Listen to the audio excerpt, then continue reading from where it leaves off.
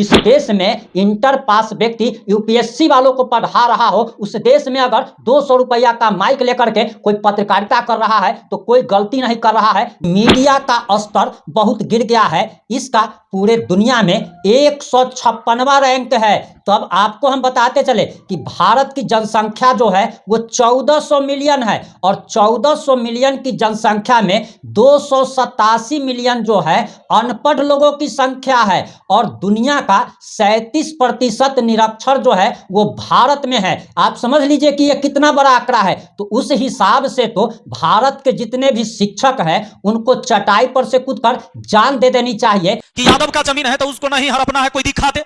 तो यहां से हटाने की बात हो गई। क्यों? क्योंकि यहां जो अतिक्रमण किए हुए जमीन है वो पासवान जाति के लोग हैं। यही बात है ना। आप बताइए, पासवान हो या यादव हो या कोई भी हो, आप खाली करवाइए। अगर यह शख्स किसी के लिए, अगर कोई भी अतिक्रमणकारी के लिए अगर कहीं भी खड़ा हो जाए तो कहिए कि तुम जातिवाद करने वाले नेता हो। हमारा सब में लगले है बैकवर्ड, हम लोग बैकवर्ड में नाते हैं। जरा वार्डे में बैक लगा हुआ है, कर स्थिति क्या होगा? हम लोग बैकवर्ड, कोई विद्वान लोग कहा होगा हो। आज उन लोगों के मुंह पर विपिन सर ने खुद एक तमाचा जड़ दिया है जो लोग आकर पॉजिटिव इंडिया का विरोध कर रहे थे और कह रहे थे कि तुम विपिन सर को बदनाम कर रहे हो, यादव बैकवर्ड होता है। और किसी विद्वान आदमी ने ही यादव को बैकवर्ड का दर्जा दिया था, जिसमें कोई फ्रंट गियर होता ही नहीं है, इसमें सिर्फ और सिर्फ बैक गियर होता है। और ये बातें विपिन सर ने खुद आकर बताया है, अपने वीडियो के माध्यम से बताया है।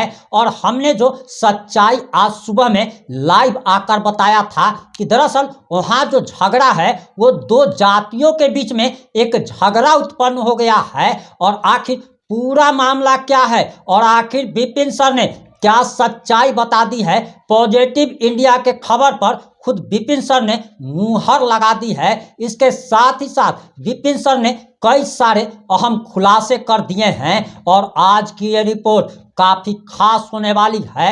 और विपिन सर के वो समर्थक जो कि पॉजिटिव इंडिया के चैनल पर आकर कमेंट बॉक्स में टॉयलेट कर रहे थे, वो लोग आज के बाद कभी फिर दिखाई नहीं देंगे, क्योंकि उनके मुंह पर तमाचा खुद विपिन सर ने मार दिया है। पॉजिटिव इंडिया की खबर को सत्य ठहरा दिया है। एक तरीके से उन्होंने इस बात को साबित कर दिया है कि पॉजिटिव इंडिया जो खबर दे रहा था वो सही खबर पहुंचा रहा था। और आखिर पूरा मामला क्या है, पूरा मामला इस 5 से 8 मिनट की रिपोर्ट में हम आपको बताने जा रहे हैं।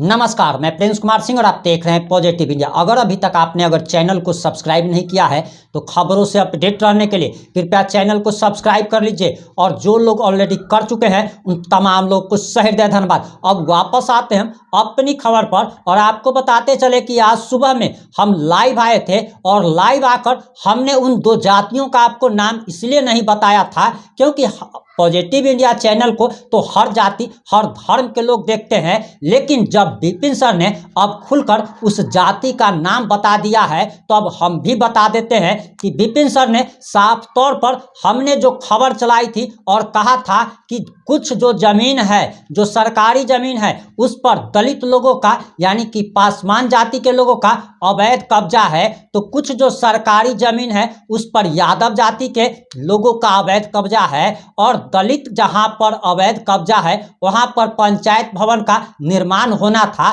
दलित चाहते हैं पासवान जाति के लोग कि आखिर यादव लोग जो अवैध कब्जा किए हुए हैं तो उस जमीन पर क्यों नहीं बन सकता। आप जरा विपिन सर का ये वीडियो देखिए कि आखिर पॉजिटिव इंडिया की खबर पर उन्होंने ही मोहर लगा दी है और उन्होंने अब साफ तौर पर खुलकर इस बात की चर्चा की है कि ये बात सही है कि यादव लोगों ने ही भी अवैध कब्जा किया हुआ है, पासवान जाति के लोगों ने भी अवैध कब्जा किया हुआ है। और उन्होंने क्या कह दिया, इसके साथ ही साथ सलाह पंचायत के विपिन सर से पहले जो मुखिया थे यानी कि भूतपूर्व मुखिया पर काफी गंभीर आरोप लगाए हैं। आप सबसे पहले जरा यह वीडियो देखिए। का कुछ नहीं होने वाला है, क्या है पता है? हमारा सब में लगले है बैकवर्ड, हम लोग बैकवर्ड में नाते हैं। जरा वार्डे में बैक लगा हुआ है, कर स्थिति क्या होगा? हम लोग बैकवर्ड, कोई विद्वान लोग कहा होगा, हो विद्वान लोग कहे होंगे, ऐसे नहीं कहा होगा। बैकवर्ड, जरा वार्ड में पहले बैक लगा हुआ है, अगला गियर है नहीं है इसमें।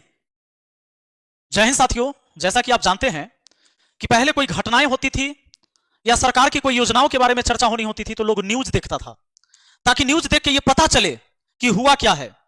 और वर्तमान स्थिति ऐसी है कि जब लोग अब न्यूज देख लेता है तब पता लगाता है कि न्यूज सही है कि नहीं। यानी पहले न्यूज चलती थी तो उसको लोग सही मानता था कि यह सही खबर है, अब जब खबर चलती है तो लोगों को पता लगाना पड़ता है कि खबर सही है कि नहीं। कितना दुर्भाग्य की बात है, कितनी झूठ और अफवाहें फैलाई जाती है। दोस्तों, कई सारी चीजें आपने देखा भी मेरे पंचायत से संबंधित। कुछ लोगों ने यह भी आरोप लगाया कि यादव मुखिया है, इसलिए यादव का जमीन खाली नहीं करवाया जा रहा है, खाली पासवान सबका जमीन खाली करवाया जा रहा है। अरे भाई, जमीन खाली करवाने का अधिकार मुखिया का है भी नहीं, मुखिया का पावर नहीं है कि वो जाकर किसी को जमीन खाली करा देगा। सीओ होता है, आपको पता होगा, ब्लॉक में वही सीओ ने एनओसी दिया, एनओसी देने के बाद वर्क ऑर्डर, तब हुआ था काम शुरू। लेकिन उसका तो चर्चा हम बाद में करेंगे कि हमारे ऊपर जो 2 पन्ने की नोटिस आई है उसका जिक्र हम दूसरी वीडियो में कर लेंगे। आइए इस वीडियो में हम बता देते हैं, चाहे अतिक्रमण करने वाला यादव हो, पासवान हो, राजपूत हो, भूमिहार हो, ब्राह्मण हो, किसी भी जाति का हो, अगर किसी ने अतिक्रमण कर रखा है तो वह अतिक्रमणकारी है। सरकार को जब भी जरूरत होगी उस जमीन की, सरकार लेकर ही मानेगा। दूसरी चीजें जान लीजिए, सरकार को जब भी कोई भी चीज बनाना पड़ेगा तो वो उसी जमीन को यूज करेगी जो जमीन बिहार सरकार की पड़ी हुई है। अब लोग ये सोच रहे हैं कि वो खाली नहीं काहे हो रहा है, ये खाली नहीं काहे हो रहा है। अरे खाली तो सबको करना है। तुमने कब कंप्लेन किया? जो कोई मुझ पर आरोप लगा रहा है, मैंने तो इस जमीन का भी कंप्लेन नहीं किया है, मैंने तो इस जमीन का भी कंप्लेन नहीं किया। मैं तो कंप्लेन इस बात का करने गया था कि काम शुरू होकर रुका क्यों, क्योंकि मुझे विकास चाहिए। लोग कह रहे अरे तो यादव के जमीन में काहे नहीं बना, इसलिए नहीं बना कि वो जहां धैले है वहां पीछे चला जाता है, और जो पंचायत सरकार भवन बननी है रोड में, और छोड़ना उनको भी है जिन्होंने पकड़ रखा है। अगर यह व्यक्ति कभी, कोई भी अधिकारी जिसके पास मेरा एक भी आवेदन गया हो कि यादव का जमीन है तो उसको नहीं हड़पना है, कोई दिखा दे। मैं तो अधिकारियों के खिलाफ ही बोल रहा हूं ना। तो कोई अधिकारी यह साबित कर दे कि बीपीएन सर ने ही एक आवेदन दिया है कि यादवों का जमीन नहीं खाली करना है, या मुझे फोन किया है। अरे भाई, क्यों जात पात में पड़े हो? आपको पता है आपके पहले वाले भूतपूर्व मुखिया काहे नहीं पंचायत सरकार भवन बनवाए थे? पता है, वो 3 बार मुखिया रहे, एक बार वो पंचायत समिति भी। यानी 20 साल उन्होंने शासन किया है आपके यहां, और हम सेवा करने आए। जब वो शासन कर रहे थे ना, तो उन्होंने एक बात सोचा कि अगर ये चीजें हम करेंगे, पंचायत सरकार भवन बनवाएंगे, तो ये बनेगा तो कहीं एक जगह, एक को बनना है, तो निश्चित है कि विरोध करेगा। आज वो जहां आपको समझा दिए कि हुआ बनना चाहिए, आपको समझा दिया, आप इस बात को मान लिए। अगर इनकी मानसा ही बनवाने की होती तो ये 3 बार मुखिया रहते हुए बनवा देते। 15 साल बहुत लंबा टाइम होता है, 5 साल पंचायत समिति भी रहे, 20 साल बहुत लंबा वक्त होता है। मेरे 3 साल पूरा होते होते पंचायत सरकार भवन की नींव डलाने वाली थी, लेकिन आप लोगों ने रोक दिया। कुछ लोग यही कह रहे हैं कि बनना चाहिए, वार्ड लोग भी हमारा कुछ विरोध कर रहे हैं, कुछ वार्ड सदस्य हैं विरोध कर रहे हैं ना, वाह रे वाह। लेकिन अगर यहां जहां मैंने पक्की सड़क पर इसको बनवाने का कोशिश किया, आप इसका विरोध करते हैं। खैर, बनना ना बनना अब तो ये प्रोसेस है कानून का, देखते हैं। जब वहीं पर पहले सब कुछ सही था, अगर इन लोगों को, जब सीओ को, जब वीडियो साहब को, जब एसडीएम को, जब डीएम को, दोनों जगह देखा गया था, इन दोनों में से यही सही जगह लगा तब चुना गया। लेकिन अब ऊपर से जब फोन का दबाव आया तो यहां से हटाने की बात हो गई। क्यों? क्योंकि यहां जो अतिक्रमण किए हुए जमीन है वो पासवान जाति के लोग हैं। यही बात है ना। आप बताइए, पासवान हो या यादव हो या कोई भी हो, आप खाली करवाइए। अगर यह शख्स किसी के लिए, अगर कोई भी अतिक्रमणकारी के लिए अगर कहीं भी खड़ा हो जाए तो कहिए कि तुम जातिवाद करने वाले नेता हो। अरे नहीं, विकास चाहिए मुझे, और कभी ना कभी आप सबको जमीन छोड़ना ही होगा। जब आबादी बढ़ेगी, कहां बनेगा स्कूल, कहां बनेगी पंचायत सरकार भवन, कहां बनेगा प्राथमिक स्वास्थ्य केंद्र, कहां बनेगा खेल का मैदान? अरे सब यही बनेगा जहां जगह है सरकार की। आप नहीं देने जा रहे अपना वाला जमीन। एक ये शख्स मेरे गांव का ही लड़का है, बहुत चर्चा में रहा, क्योंकि बेचारा रो रो के और मुझे गाली दे दे के सब कुछ सुनाया लोगों को कि भाई हमारा परिवार बड़ा है, 5 को बाल बच्चा हमारा हो गया, और उसके बाद अब हम कहां जाएंगे, हमारा तो यह झोपड़ी यही बसे वाला है। जब किसी ने छत का घर नहीं दिखाया। हमारे गांव में 2 आदमी बुलेट चढ़ता है, एगो हम, एगो ही, कभी R15 भी है इसके पास, हमारे पास नहीं है। यही वो लड़का है जो बुलेट भी चढ़ता है। और हम पूछते हैं कि जब 90 साल से ये लोग यहां हैं, तो यहां इंदिरा आवास योजना जो है, जो प्रधानमंत्री आवास योजना हो गया, इसमें लिस्ट पढ़ के देख लीजिए कि हमारे सभी पासवान भाइयों के ही आवास योजना का लिस्ट है। तो फिर ये पक्की मकान गया कहां? और उस मीडिया वालों से कहना चाहते हैं, खैर ये तो भारत प्राइम वाले हैं, ये सही न्यूज दिखाता है, बेचारा सबकी बात को सुनाता है, लेकिन कुछ मीडिया वाले ऐसे आए जिनको बुद्धि तो है ही नहीं है। अरे कुछ नहीं हुआ था, वो मोबाइल है, वो माइक उठा लिया, चल दिए, कुछ भी बोल दिए।